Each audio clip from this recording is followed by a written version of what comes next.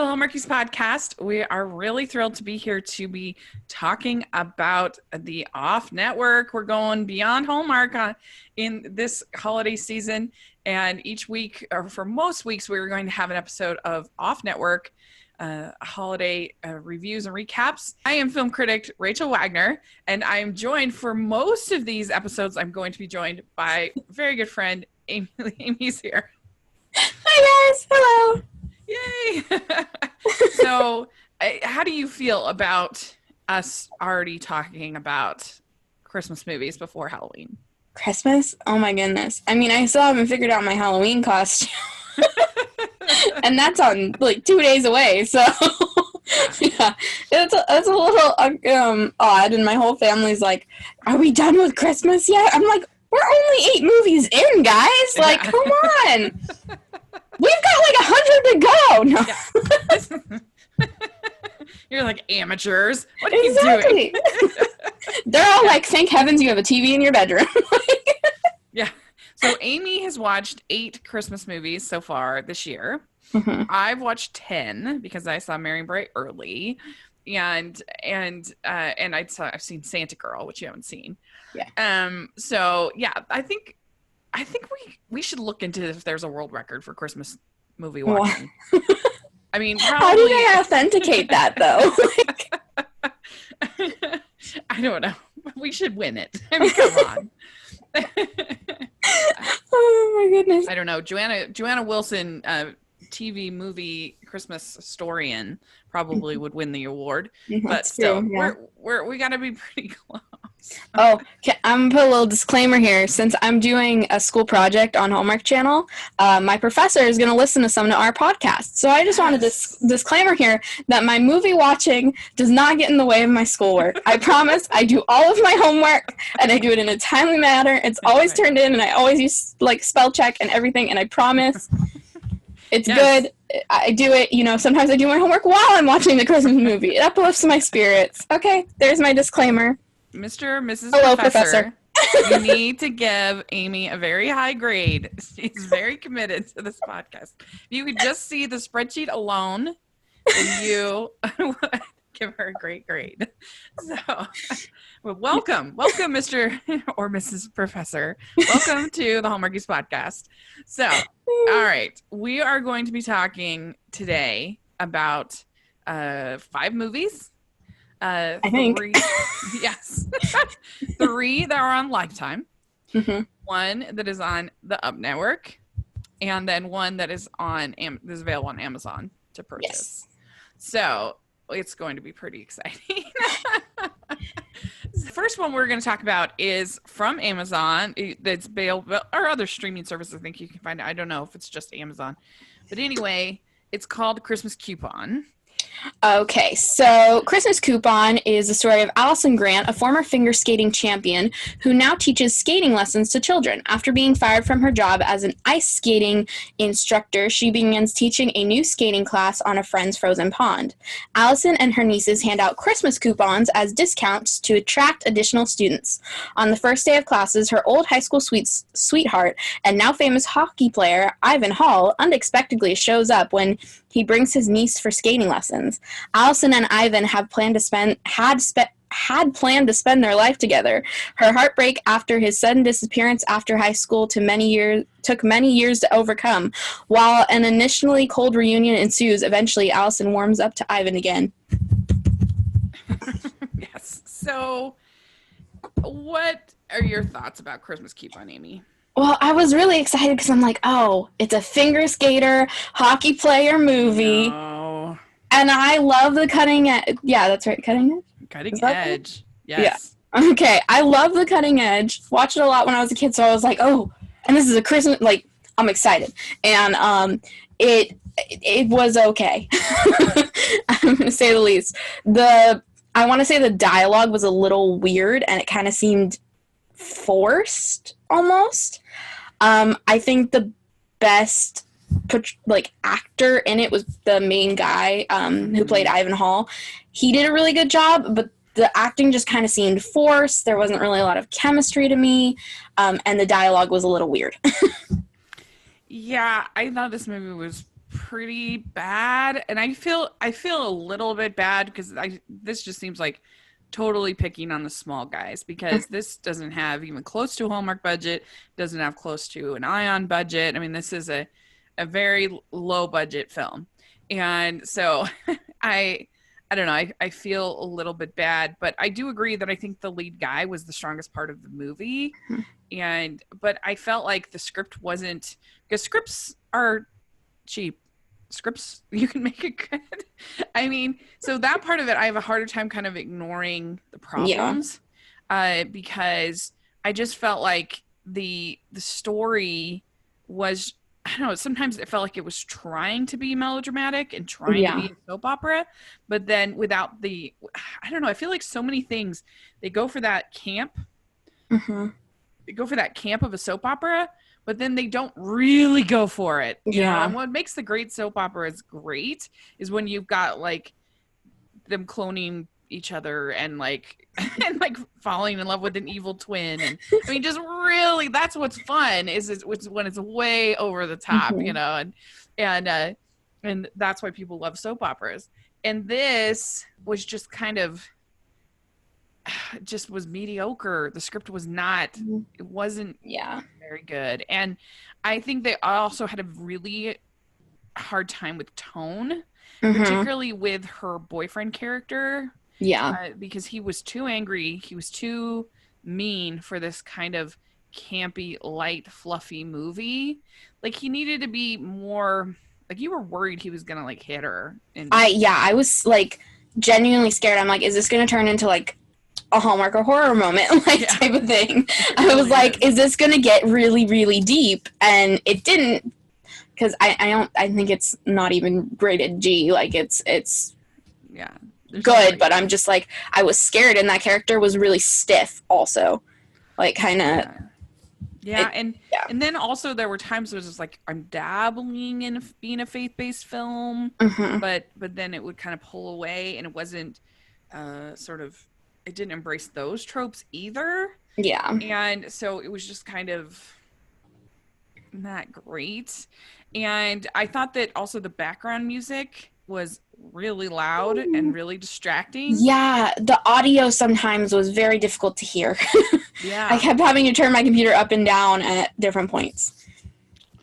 So I mean, there were a few cute moments. There were some fun skating scenes. I liked the idea of sort of the pageant on ice. I've never heard of that before. They have the nativity and stuff, and there's like a cute little scene where they're cuddling, watching. It looked like soap operas, which I was like, oh, that was cute. I liked that. And but then like the whole conceit that she's gonna marry this other boyfriend just to like spite the guy. I didn't buy that at all. That was ridiculous. And let's see what else. I do have to say, like, I think the locations were good. They were fine to me. Like, they looked good. And then I didn't see any problems, like, with the editing work or, like, the camera work or anything like that. Like, I didn't see a boom mic in any of it or anything. So, like, that stuff was good. I just really think the script is what did it wrong. Yeah, I mean, I can forgive the low budget. I liked Santa Girl, and that was on a very, very low budget, just students making the film and things. And I thought that was fun and effervescent and charming, and the script was actually pretty decent. Spoiler alert to my Santa Girl review, but I, like I said, script is not free, but it's cheap. Anybody can, you work on the script, and so I have a harder time forgiving that than some of these other problematic moments. But yeah, it was just, I don't know. It was trying to take us too seriously to be fun, like Santa, fun, silly, like Santa Girl, but then it didn't embrace the melodrama of like a like traumatic relationship or anything like that, and so it was just kind of a little bit uncomfortable and a little bit just kind of not great. So for this movie, I'd give it 1 star. I don't think it was successful. Yeah, I'll go a little bit higher. I'm gonna give it 1.5 stars. Okay, well, let's talk about these Lifetime movies. We have 3 Lifetime movies to talk about. And so the very first one was Sweet Mountain Christmas. And this stars Megan Hilty and Terrell Rothery and Marcus Rosner. And what was your overall thoughts about this one? I thought this was cute. It wasn't my favorite. The premise, I was like, okay, they're stuck. Like, okay. But, oh my heavens, Marcus Rosner as a snowplow driver? Even better than snowplow driver. This is Marcus Rosner as one of our wonderful Christmas movie hunks who has a million jobs, which is my favorite. It was great. Like, every time you see him, he was doing something different, which is the ultimate sign of manliness in a Hallmark-like film. Yeah. I can do everything. Man. So, that really, that he's a true hometown guy if he just is pitching in wherever he's needed. Like, yeah. That is a hero for sure. And so I felt like they were trying to kind of make Megan Hilty basically like Trisha Yearwood. I was seeing like Taylor Swift. She's too old. I don't know. She was too old. Because I was thinking of the whole like switch from country to pop thing is what made me think of Taylor Swift. Yeah, I can see that, I guess. Yeah. And so I enjoyed this film. I think that Terrell Rothery and Megan Hilty really felt like mother and daughter. Mm-hmm. They did such a good job with that. Yeah. I definitely really bought it. And I don't know, I thought there were enough like cute moments between her and Marcus Rosner. Like when he that very first sort of drive in the snowplow and their little like cute little banter in different scenes and the when he finds out that that he quit the big architect job and he's been holding this flame for her all this time and then I mean maybe where it kind of gets I think there was probably they shouldn't have had both Janine and Lori. They were trying to create this whole town thing. Mm-hmm. But I felt like those characters were a little redundant. Yeah. So there's the one that she left. They were going to be a duo, and then she left. And then there was the other girl who worked at the diner that I don't know. So I think they could have combined those characters basically into one. The one at the diner seemed underused. Like, I forgot about her by the time that was resolved. Mm-hmm. Yeah, and of course they keep having to have these reasons that she has to stay and she has to stay, and that was fun enough for me. I liked that, and it was funny though, because so she has this interview supposedly, like she's pretending the publicity is pretending that she's in the Bahamas, which is crazy talk. Like if you were trying to make a good impression about where you're spending your Christmas, right? Especially if you're a country music singer. You don't say you're going to the Bahamas. That's basically like, but she's trying to become a pop singer, so Yeah, but still. Do pop singers go to the Bahamas? I don't know. Maybe. I don't know. But I think that you definitely get more perks from saying you're in Vermont or some Christmassy place, I think. Yeah, exactly. I mean, what madness is the Bahamas. But and so then she's not feeling doing the pop album, but the manager really wants it, and so then they have various things where she like babysits for Lori. She offers to write a song for Lori because she ends up getting kind of roped into starting planning this Christmas concert. Mm-hmm. And I just love in these Christmas movies how these major concerts and pageants and stuff like that are always left to the last minute. I know, right? How does that happen? I've planned many a party in my day, and you gotta start in advance, okay? Especially during the holidays when people are so scheduled.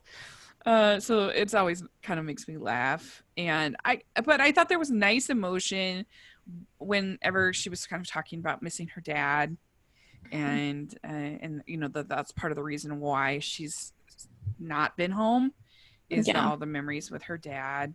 Yeah, so she spends time like going to all these different people around town trying to get them. She goes to, she has Lori and Janine, and then the grumpy old teacher who has a bluegrass band.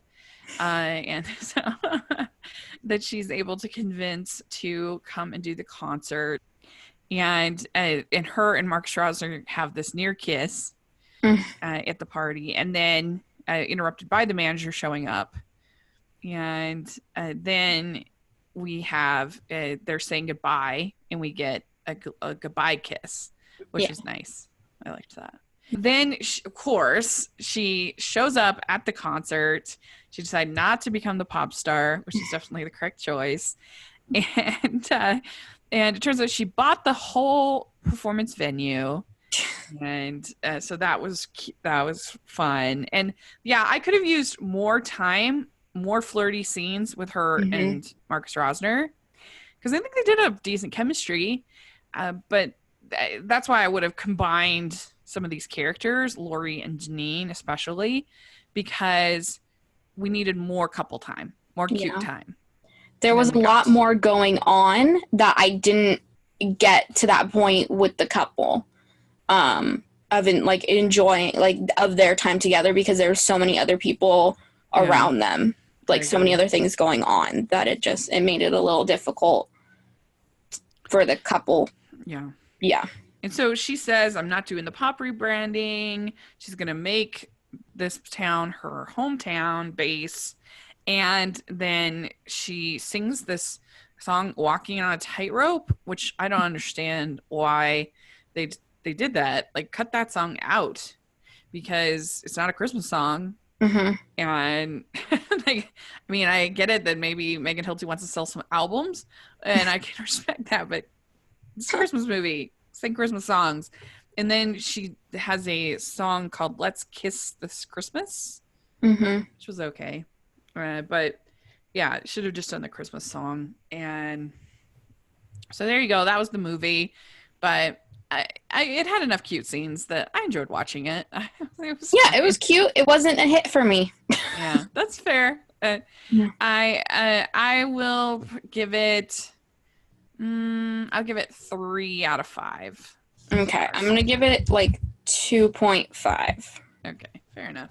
We'd like to take a second and thank our sponsor for this episode of the podcast, the good folks over at Glamour Jewelry Box. And Glamour Jewelry Box is an affordable monthly jewelry subscription service. It's always hard trying to find the perfect accessory for your Christmas outfits. And so this is a great chance to get a necklace, bracelet, and earrings each month sent to you, all 3. And so, yeah, they're pretty fun. And do you think that would be a fun gift to get, Amy? I think this definitely would be something that you could send to someone, and, it'd be an awesome gift, something beautiful to open. They're beautiful pieces, and I think, there's something that's fit for any Christmas movie ball. I think they're really gorgeous. Yeah, and you can save $5 on your first month subscription. Go to glamourjewelrybox.com, enter code Hallmarkies to get your discount, $5 off. So check that out. We are really grateful to be working with them. And $5 off first month subscription at glamourjewelrybox.com, code Hallmarkies. So that was Sweet Mountain Christmas. And then we have... what was the next one? The next one, The Road Home for Christmas. Ah, yes. The Road Home for Christmas. Starring Marla Sokoloff, Rob Mays, and Marie Osmond. Yeah. So this movie had been hyped up for me by our good friend Randy Carter, who was the editor on this film. And I was looking forward to it. I actually picked it as one of my most top 3 anticipated in my Deseret News article on Lifetime. Ooh. I know. And for me, at least, I think it paid off. I guess should we read the summary? Sure. Okay. So, 2 rival musicians, Lindsay and Wes, who perform in a dueling piano show, suddenly find themselves without a gig on Christmas Eve and decide to road trip to their neighboring towns together. During the drive, the mismatched pair find themselves surrounded by Santa conventioneers, saving a Christmas nativity play, performing on stage in Nashville with music royalty, and braving a massive snowstorm, which just may lead them to making sweet music together. Very good. Yeah, so this is directed by Peter Sullivan, who's done tons of these, and I liked this movie. I thought it was good. I thought Rob Mays was so dreamy in this movie. Oh yeah. And the fact that he is actually a musician, I didn't know that from this, and so he like did his own music and stuff. And I don't know about Marla, but it seemed like she did. I don't know about that, but I was just like, wow, now you add musician to his list of skills. This is really impressive. And I thought, here's the thing. So when you make a road trip movie, I feel like you need it to be a little nutty, a little crazy. And they definitely embraced that here. Like, I really thought some parts were very funny. Like the Santa conventioneers stalling them and I don't know, just a bunch of the and there were a lot of really cute scenes. Like I loved the whole scene where they have putting the pillows in between the bed at this hotel. I also loved how this like cheap motel has Christmas themed bedding and a Christmas tree, mini Christmas tree. I'm like, and the little train above the TV was just adorable. I'm like, this is festive. This is great. And when she thinks an almond, chocolate covered almond is a bug, and she freaks out. And that was funny. And then he's just like, it's just an almond. This is delicious. That was really funny. So there was enough humor that I really was enjoying it, but then also I thought the emotion really worked. I think it's partly because I do think these two actors are on another level than most of what we're talking about today. Like, I think Marla Sutcliffe is a good, genuinely very talented actress, and I think Rob Mays is good. I mean, and Marie Osmond, I mean, come on. Well, yeah, I mean, but in fairness, she's just basically playing Marie Osmond, so she did fine for what was required. But I don't know. I thought that they really sold the emotion effectively, especially the scene where he tricks her to getting on the bus. That scene was great. Yeah. I thought. I was just like, my heart. Yeah, exactly. I'm like, oh, Rob Mays, you're such a hero. And it was really good. And by the end, there had been enough times where they had kind of been just like, you get that sense of just sort of little moments, little touches, little almost kisses, little whatever, that by the end, little moments of connection. By the end, I really was very happy to have them get together, and they just seem like such good people. And it was so much better than, like, as far as the whole idea of, like, are they going to settle down? How are they going to handle their careers? All that stuff was like such on a different level than what we see in a lot of these kind of things, like in Chesapeake Shores with Trace and Abby. Like, this was mature people, and granted, they're both musicians in this case, so they can understand, but I thought that the script was really solid as far as developing them as characters who you could understand their point of view. And I mean, the major flaw with this movie is, and it's not that I minded Marie Osmond, because she was, like I said, I think she was fine. She, came in, hit a base hit, did what she was required to do, but there was literally a montage with 3 songs, and I was just like, I mean, I love me some good Marie Osmond, don't get me wrong, but I can listen to an album. I don't need 3 songs in a row. Like, that was too much. It was long. It was really long. And that was the biggest problem with the movie, is that whole sequence in the middle. It was so long, and it did nothing for the story, really. And it was just like a self-indulgent music section. But I don't know. Other than that, I didn't have a ton of flaws with it. I thought it was funny when it needed to be funny. I thought it was emotional when it needed to be emotional. I thought they had chemistry. So, yeah, I really enjoyed it. Yeah, I did as well. It was really good, and I agree with pretty much everything you said.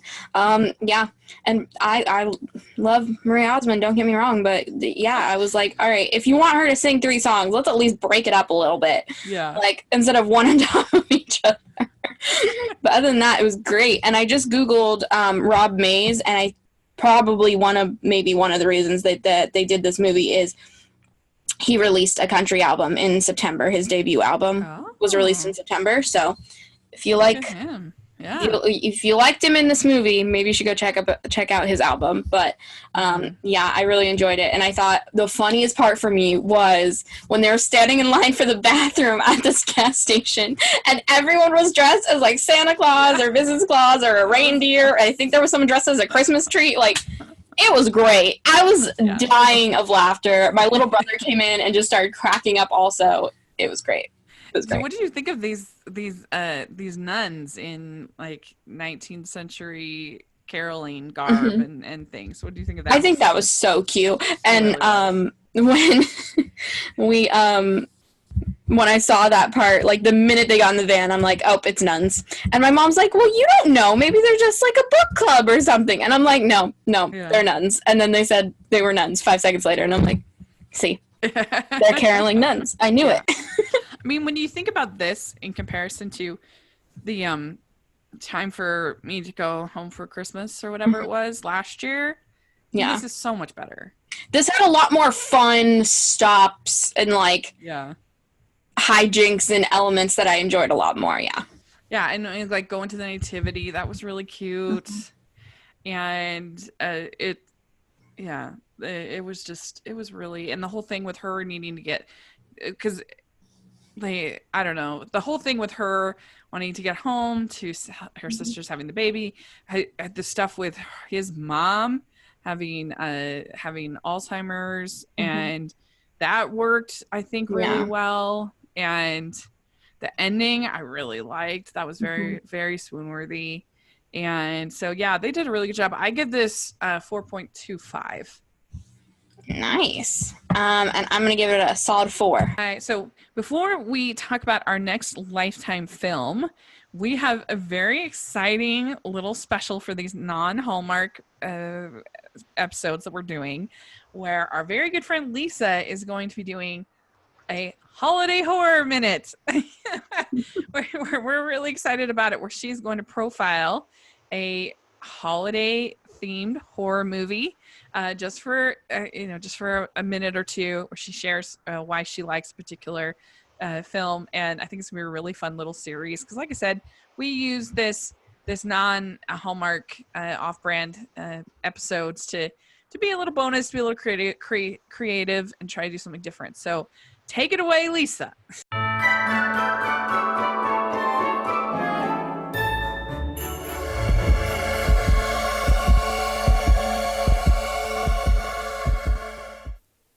Hey y'all, it's Lisa here with your Hallmarkies holiday horror moments. Just real quick, every week I'm going to be offering up an alternative to your regular holiday fare, just some sort of horror pick, because who can resist murder and mayhem decorated in red and green with Santa? Sometimes I'm murdering Santa, but I will try and give you guys a heads up if it's super non-Hallmark friendly, so that way you know ahead of time you can skip this part of the video. But if you're into that sort of thing, stay tuned. So my first pick for this week is Gremlins. Yes, the holiday classic Gremlins turned 35 this year, which, hello, I'm old because it came out when I was 7, so you do the math. But I picked it because, I mean, it's a holiday monster movie for 80s kids. I mean, there's a huge nostalgic factor there for me. You know, it's something I watched as a kid all the time. It's a holiday staple at our house. My kids love it, although they're not as scared of it as I was when I was a kid. Because I'm going to tell you something. When they walk upstairs and those mogwais that spawned off Gizmo are in those pods and they like break out and no, gross.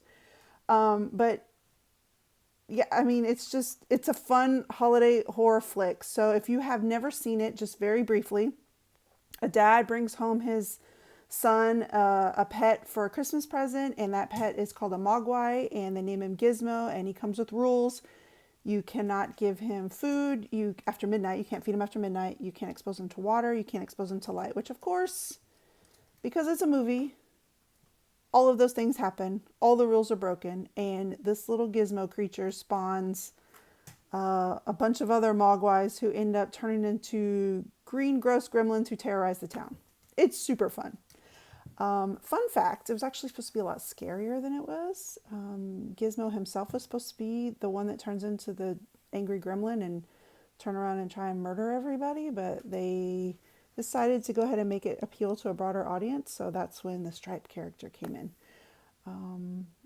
Yeah, I picked it because honestly, it's hilarious. It's scary at times. It's holiday themed. It's funny. Hoyt Axton, I'm sorry, but as the dad is perfection. His just deadpan delivery, they kill me every time.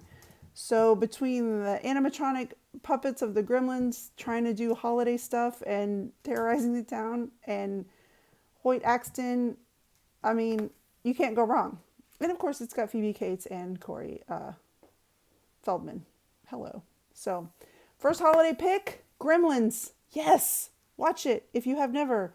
And if it's been a few years, watch it again. See if you still like it. So fun. If you have any recommendations going forward, like there's a holiday pick that you super like, send it to me. Reach out to us on Hallmarkies Pod on Twitter. It's at Hallmarkies Pod, and let me know. And if it's not on my list, I will definitely add it and watch it and talk about it. So, all right. Bye, guys. Very good. Okay. All right. Last one from Lifetime. This is No Time Like Christmas, and it stars Kyla Pratt, Ed Ruddle.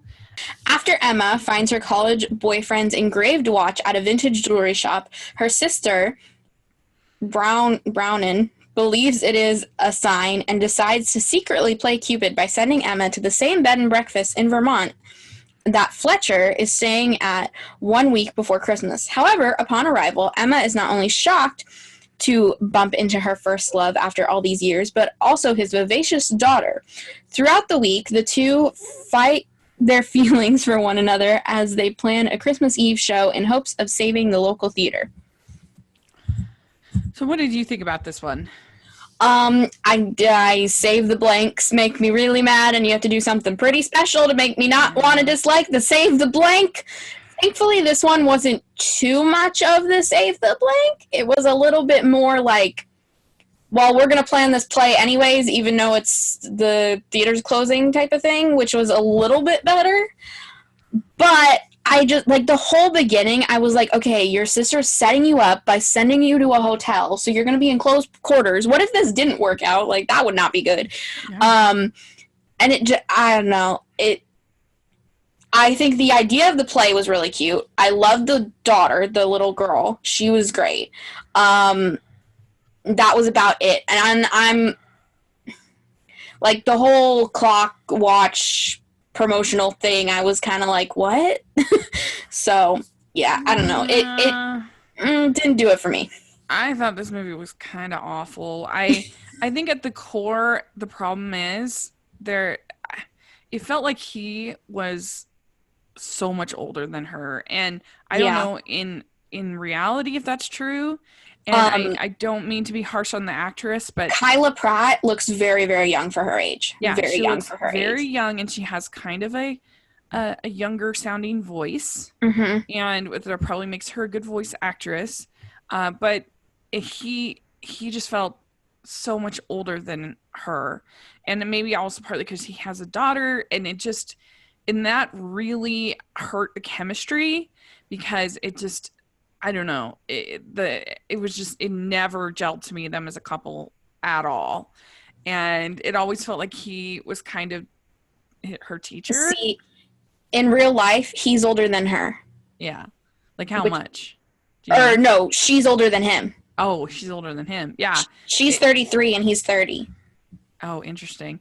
Yeah. It felt like he was her teacher and she was, I don't know. A little bit, yeah. It was just weird. And I thought that the script was just so dull. It was one scene of exposition after exposition after exposition. I just really struggled to stay invested. to watch it. The story was not interesting. It wasn't funny. It wasn't, I mean, it just didn't have anything for me to really put my hat on of, because like the Save the Theater, it can be done well. Like last year with the Majestic Christmas on Hallmark, which was so delightful. But I feel like We disagree on that one. I felt like the characters were way better in that. And I thought that it had like standout moments, like when they're dancing outside was so well done, in my opinion. And this, it was just, I didn't buy the chemistry. I didn't like the story. I didn't like all the exposition. I just didn't like it. And so, yeah, sorry. And there were a lot of characters again in this one too. Yeah, there were a lot, and it wasn't confusing necessarily. It just, I don't feel like there was enough time given to the important stories throughout it. Yeah. So I don't know. I would give this like a 1.5. Ooh, I'm gonna give it a 2. Yeah. All right. So let's talk about the film from Up Network. We're talking about A Christmas Movie Christmas. Yes. Starring Brant Daughtry, Ryan Merriman, Kimberly Daughtry, and Randy Wayne and Lena McKazik. Directed by Brian Herzlinger, who did the Christmas Switch last year for Up, which was also pretty darn fun. Yeah. And so let's talk about it. Okay, you do the summary. So Eve is a Christmas movie fanatic and dreams of having a movie-perfect Christmas with a movie-perfect boyfriend. On Christmas Eve, when Eve and her cynical sister Lacey make wishes to Santa, they wake up in a Christmas town and find themselves trapped inside a Christmas movie where they are the stars. But when things start to go wrong and Eve's knowledge of all things Christmas movie fails to fix things, Eve and Lacey try to find a way out of the picture-perfect Christmas and back to reality. Oh my gosh, Amy. This movie was made for me. Yeah, same. It was for us, like, the people that, like, watch ridiculous amounts of just Hallmark movies in general. Just, like... This is us. Like, so us. Like, I am Eve. Like, I know way too many Christmas tropes. I shouldn't know all this stuff. Like, I should be living my life or something. I don't know. I know this. This is me. Eve is me. The whole time I was like, oh, I would so do that. Like, and I make references in my real life. My friends get annoyed with me because I will make Christmas movie references or just, like, Hallmark trope movie references in my everyday life. And my friends will always look at me and roll their eyes and go, okay, Amy watches the Hallmark movies. So it was so good. Oh, I loved it. It was so funny. I was laughing my head off throughout the whole thing. Everyone needs to watch it. They did such a good job. And especially, it was hilarious because in the sort of the fake movie that she's watching, this Return to Christmas in Christmas Cove, the ending scene is the Russell guy who's saying, he's like, I want to be the man for you or whatever. And he said something like that. I would think, and it was so funny to me because just Christmas Wishes, Mistletoe Kisses at the end of that movie, the Matthew Davis character is like, I want to be the man for you. Like, it's almost identical. It was almost the same speech. And I was just dying laughing. I'm like, oh my gosh, they nailed it. They nailed it. And then I thought it was funny how the second movie, because it was like Christmas Cove and then Return to Christmas Cove or whatever, and how they ended in exactly the same way. Because that's what happens in most of these movies. They end in like the exact same way. Which is great. Yeah, it was so funny. So yeah, so it starts out with this the two sisters, which I thought made it really brilliant because I mean, everybody knows how much I adored Christmas Perfection last year, and I'm still debating because there are certain things I think that Christmas Perfection did a little bit better. The Christmas Perfection wasn't outright a satire; it's more like a fantasy, where this was outright a satire. And anyway, but knows how much I adored that. But the one thing that this did that Christmas Perfection didn't do is that because you had both sisters that wake up, so you had that contrast of the Christmas movie skeptic and then the Christmas movie lover, and you know these two sisters waking up, you know, in this world of a Christmas movie. So having those contrasts, I think, really made it funny. Yeah, no, I completely agree. That was awesome. And I love their sister dynamic, and like, it just it's so it was so great. I just didn't know what to say. Like them waking up and they're in their Christmas pajamas and they walk downstairs and grandma's there and they're eating waffles. All of a sudden they're just like, well, it's not even that. They wake up and they're like, my hair and makeup are completely finished. Exactly, which is like one of the things that you always like. You think like when you watch these Hallmark movies, it's like there is no way her hair looked like that when she woke up. There is absolutely no way humanly possible. You have those perfect ringlets in your hair. But like that's what happens in a Christmas movie. So. They're like. The Graham, she makes them these cinnamon waffles, and the one sister's like, they could have arsenic in them, and she's like, worth it. So funny. Same. If I was in a Christmas movie and if I got stuck in a Christmas movie, I wouldn't be allergic to cinnamon in my dreams, and so I'd be able to eat those waffles, and it would be amazing. Yeah, and what they also just nailed and was so funny is all the elements of sort of the Christmas festivals and then so it was like party planning and all the ridiculous party planning elements, but actually done just hilarious for laughs. And so there's nobody to plan the Christmas festival. So Eve, of course, thinks this is it. I'm going to save Christmas and it's going to be the best. And so you have two people. There's there's the cute small town innkeeper who wants to save Christmas. And then you have the actor from the Return to Christmas Cove, the Chad Michael Monroe. I know, which I was like, okay, so Chad Michael Murray. Yeah, that was a little bit of a dig, but it was so funny. I was just, oh my gosh. And then there were just so many jokes. Like when they open the fridge and it's just all cookies all the time. And and Christmas montage. I was like, yes. Yeah. and the token cute little girl and like I think that maybe Christmas Perfection, I should do like a video essay comparing the two because I love them both so much. But like her freak out is like funnier to me in Christmas Perfection when she's just like, I don't know. I love that whole part of the movie. When she's like yelling at that little cookie girl. She's like, sorry. But they're really good. And I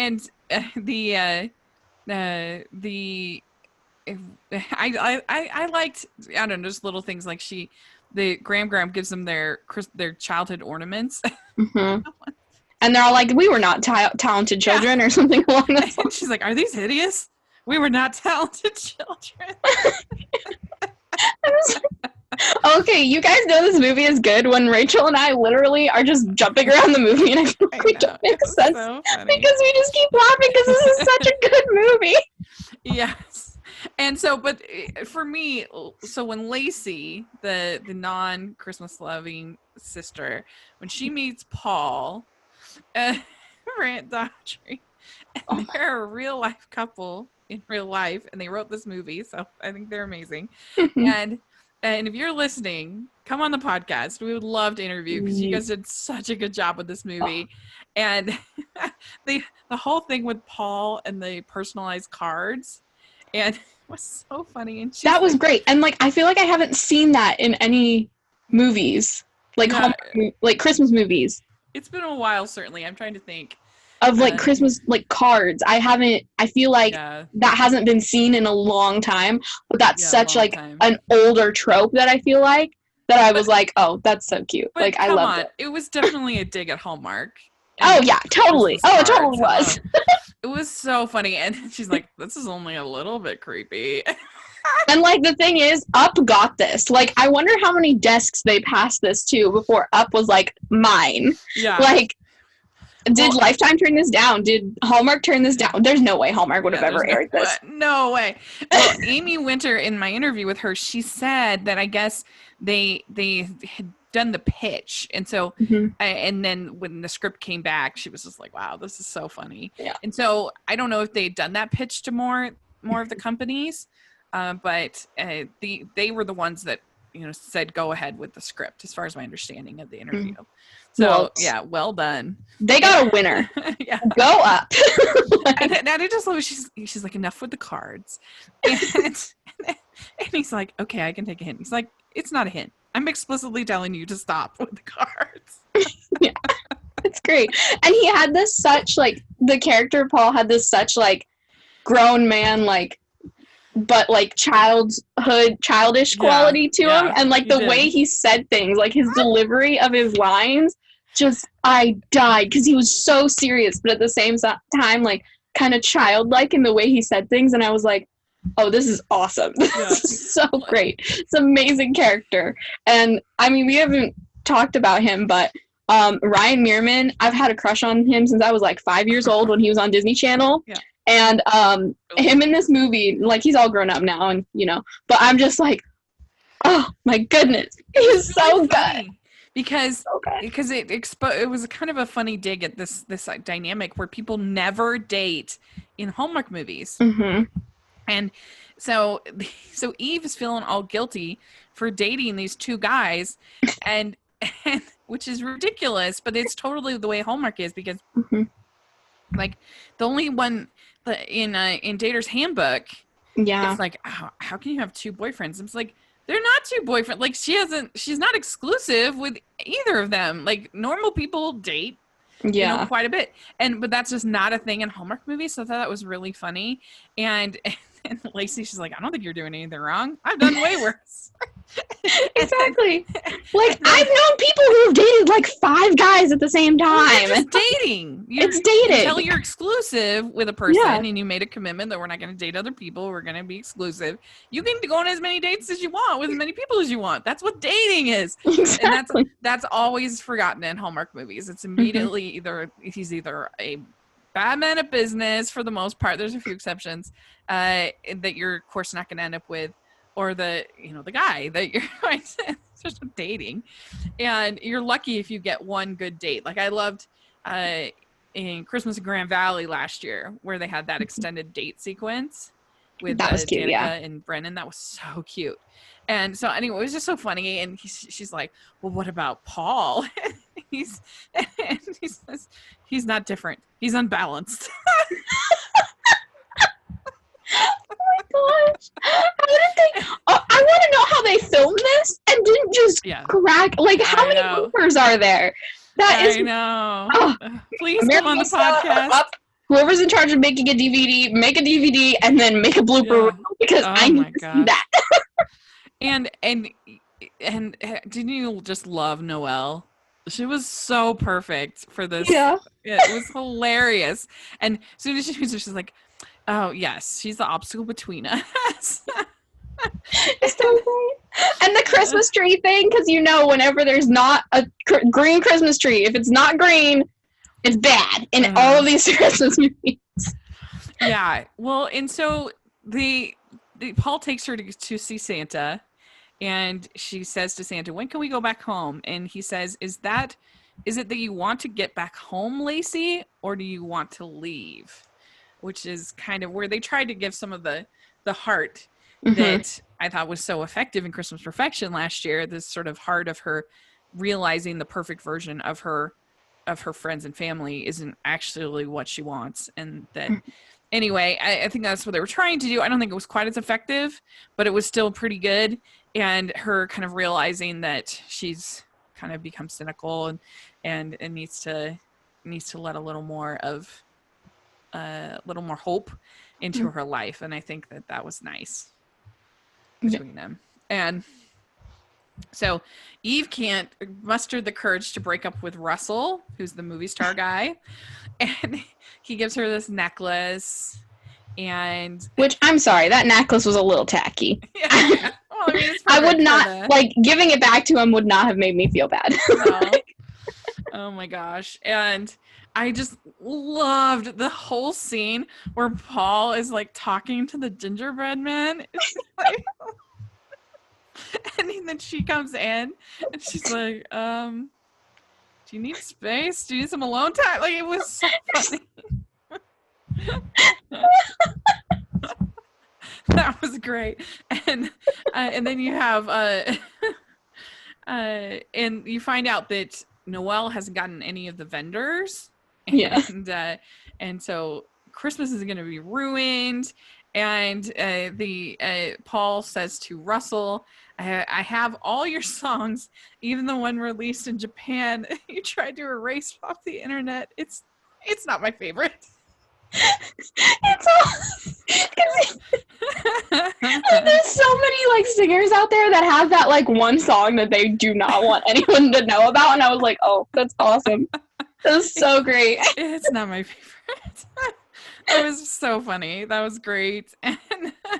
And then you find out that she has two boyfriends, the big reveal, and Noelle says, I hope I haven't caused too much trouble. And she was great. I really liked and then and it was that awkward moment that happens in most Christmas movies where like everyone is standing there when you find out. Yeah. It was so funny. And so Russell quits the festival, and didn't you just die laughing at Noelle's minimalist Christmas tree? Yes. It was so funny. So awesome. I was like, really? Yeah. And it's like it looks like a mall display. Exactly. Yeah, I was thinking like, okay, so that's like a modern piece of art that you see outside of like a mall. Yeah. It's just like a bunch of boards painted, and it was very funny. Kind of in a cone shape. That was. And she's like, what? You mean you didn't want me to order only Chantel's hot chocolate, spend the whole budget? And where was she when they talked about this? That was like, really good. Seriously. And so they're gonna cancel Christmas. Eve has ruined Christmas, and and then you have they've got to cancel. And Eve says, so Eve and Lacey have a fight, and Eve says this is the worst Christmas ever. And then Graham says, I try to be supportive of you, and I want that time to be happy. So I'm telling you right now, knock it off. And so what's he gonna do about it? You're Eve Bell. You went off and made it in the city. You can do anything you set your mind to. And then Eve says, you're right. I do let people pass me over.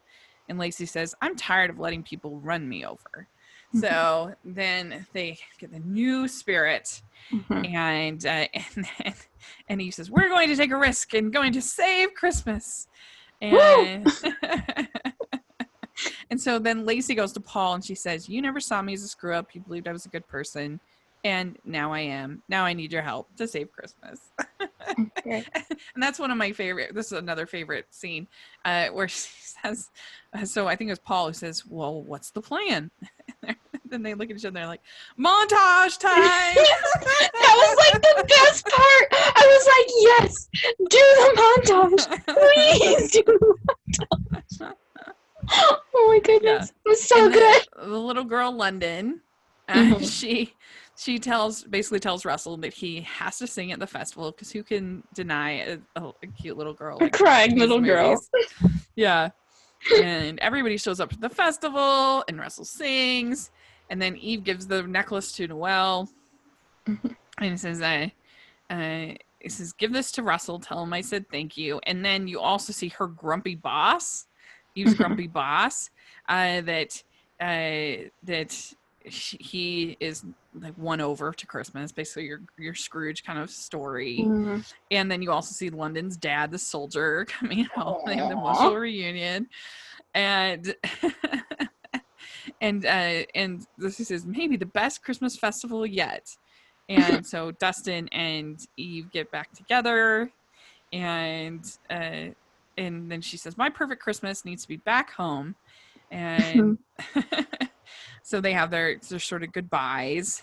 And Lacey says, I wished to be a better person. So that turns out was her Christmas wish. She thinks, why am I here? I'm just part of Eve's wish. But then she wished to be a better person, and you helped me do that. And so her and Paul kiss, and then they wake up, and and he says, when you disappeared, I told Santa I had a Christmas wish. And and then so they end up reuniting with Paul and Dustin, and then Dustin, I mean, Paul gives, I see a Christmas card, which was really cute, and then you get this whole sequence where Eve's confronting her boss and saying that I deserve this layout for spring, and I deserve the promotion and all this stuff. And I was kind of expecting her to be like, stop working, come home, like come home and have some Christmas, or come have Christmas dinner with my sister and me. Come on. Yeah. And the guy who just showed up in our apartment that I'm not sure if is real or not. Come on. Yeah. and because evidently Dustin had like lived in the city and had this horrible experience, and so Dustin says, I thought I'd give city living one more try. And so in the end they're like, we should they make kind of a joke about how they'd like to know more and there should be a sequel, and I'm like, yes, please do a sequel. I will take, if it has this much satire in it, go for it. Let's do it. Let's do the one about the engagements and the weddings. Let's do all of those satires. Like, make this a whole series, okay? Because there really is more to tell. There is more to satirize for sure. And I don't know. I just thought this was really funny. I really enjoyed it. And it was especially because I'd been watching Christmas movies the whole day. And then I see this one and I'm just like, oh my God. I watched this movie, I think it was like 3 a.m. when I started it. And so by the time I was done, or 2 or 3 a.m, by the time I was done, I was delirious because it was the middle of the night. Yeah. Dude, I was just dying of laughter. And I had a different Hallmark podcast was doing a like all night live stream thing. I had them on in the background, so that was making me laugh too. And it was just I know. I wish Deck the Hallmark would do a special bonus episode and talk about Christmas, because I think it would be really funny to hear their take on it. Oh yeah, I think they all would like this because it's so funny. It's so, and it's making fun of all the things we talk about. I mean, come on, we're committing to watching almost 100 Christmas movies this year, maybe more. And like, this is the thing I will keep going back to and being like, I'm insane. Why do I do this? Yeah. I mean, I loved Isn't It Romantic earlier this year, which was a similar idea. Girl wakes up in a romantic comedy, except it was kind of like Lacey's version. There was no sister. I did love it. I thought it was so funny. But I think our friend Alonzo Duralde, in his review of Isn't It Romantic, said the problem is that these kind of romantic comedies, except for maybe on Hallmark, aren't being made anymore as feature films. Yeah, and like they really are. The movie would have been a lot funnier if it had come out in like 2002 for sure. And I think that's a very good point. But in this case, this is the right timing for this movie for sure. And so it made it even funnier because I mean, there's just so many, like just between last year I watched 85 Christmas movies. This year I'm going to watch at least 100. I've already watched 10 and it's not even Halloween yet. And I'm not even going to, even with over 100, which I'll probably will end up doing, I don't think I'm going to even become close to really watching them all this year when you count video on demand and all the different streaming services that are out there. And I mean, it's crazy. And so I think this is just perfect timing for this kind of movie. And it wasn't mean-spirited. It wasn't. It had a good heart to it. Yeah. Like, it got the tone right. And so, I really, really enjoyed it. And I'm going to give it 5 stars. I thought it was so funny. And like I said, I'm debating between it and Christmas Perfection because I really love both movies, but I just love both movies. So what are you going to do?